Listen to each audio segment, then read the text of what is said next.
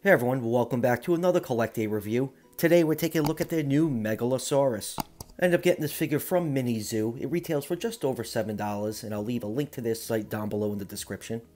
I was really excited when CollectA revealed this figure a few months ago. We almost get no figures of Megalosaurus. There's only been a few. There's the old Invicta one. CollectA had a horrible looking one, so I'm so glad they updated it. And that's really all I can think of off the top of my head. And this dinosaur is such an important species. It was actually the first named dinosaur species ever. But more importantly, it was this close to having the greatest name of all time, Scrotum humanum. That is because the first fossil of this dinosaur was the lower portion of a femur, and you guessed it, it looked like a set of balls. But what I'm most disappointed about is the missed marketing opportunity. If this dinosaur kept that name, that will always make me sad. So anyways, let's pop this figure up on the turntable and take a closer look. Alright, and here is Mr. Scroats on the turntable, and this is a neat little figure, and I do mean little. This figure is pretty small, but it packs a lot of detail in a small package. And I have to say this figure looks much better in hand than those first promotional images. A lot of people said the head looked very mammalian in those promotional shots, but once you get it in hand, it has a nice theropod head sculpt. You will notice the mouth is sculpted closed. That looks much more natural in my eyes. A lot of companies like to sculpt their theropod figures with their mouths open, and they always look like they're perpetually screaming on your shelves. This is a much more natural look. The animals will have their mouth closed most of the time. The feet are a little bit oversized. CollectA has gotten away from display bases since last year. They're really not that bad in this figure. They're definitely not as bad as those giant feet on the Neo Venator, but I'll get into that when I eventually review that figure. The color scheme is pretty subdued. It's just mostly white with shades of gray and dark black markings. The only splash of bright color is that red on those quills that start on the base of the tail. So all in all, it's a really nice looking Megalosaurus figure, and I'm happy that CollectA finally made a nice representation of the species. Alright, let's just do a couple quick measurements. This figure is just about 6¼ inches long from the tip of the snout to the tip of the tail, and just about 2 inches tall. So Megalosaurus in real life was around 20 feet long, so I'll put this figure in that 1/38 scale range. So let's zoom in and take a look at some of the finer details on this figure, starting with the head sculpt.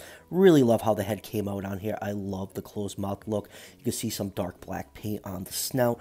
The nostril is clearly sculpted in. The eye is done in black. That's pretty typical for CollectA. And you have a little bit of black paint around the ear canal.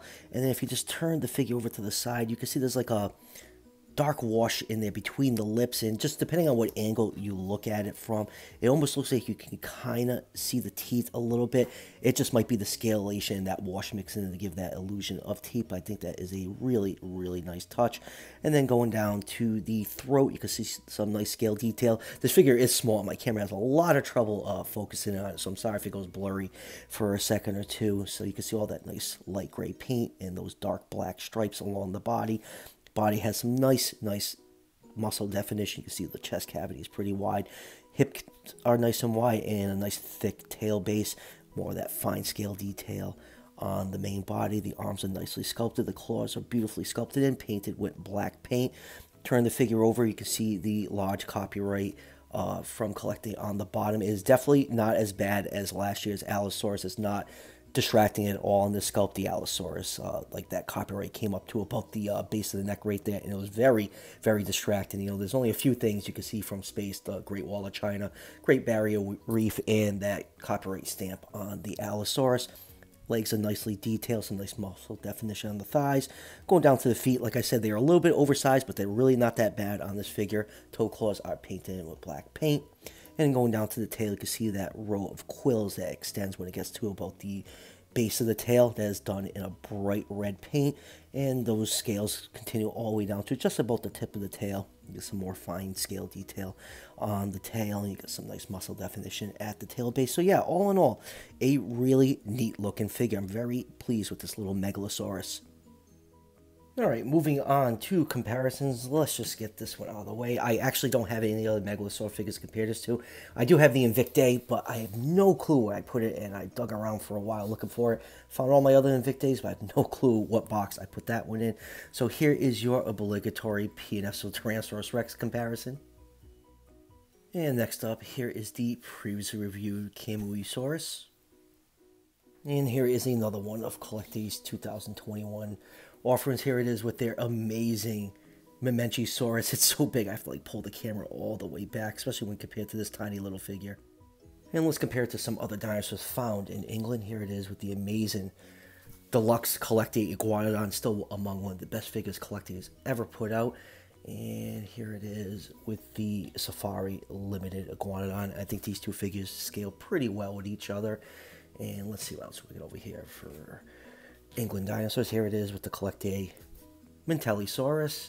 And here it is with the Papo Purple Polacanthus. And here it is with the Batat Dacentruus. And lastly, here it is with last year's CollectA Baryonyx.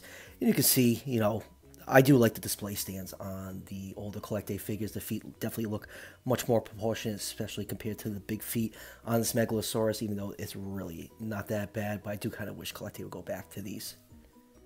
So, final thoughts on this new Megalosaurus. I really like this figure. It's always nice to have a good representation of the first named dinosaur species. And for $7, you can't beat the price on these CollectA figures. They really fit nicely into any dinosaur collecting budget. I really like the closed mouth look. It's refreshing to see that because you don't see that too often from the other companies. And I just think all around it's a really nice figure. And like I said, I got this figure from MiniZoo. Link to their site is in the description of this video. Just got a couple more CollectA figures to review. I got the dead Brontosaurus and the Neovenator. Got a couple PNSOs coming in. Still have a couple more Beasts of the Mesozoic to work on. So be on the lookout for those reviews in the coming week or so. And as always, if you're enjoying the content on this channel, show your support by hitting that subscription button just below the video. Each subscription helps out the channel tremendously and it's greatly appreciated. And I'll see you guys for the next one.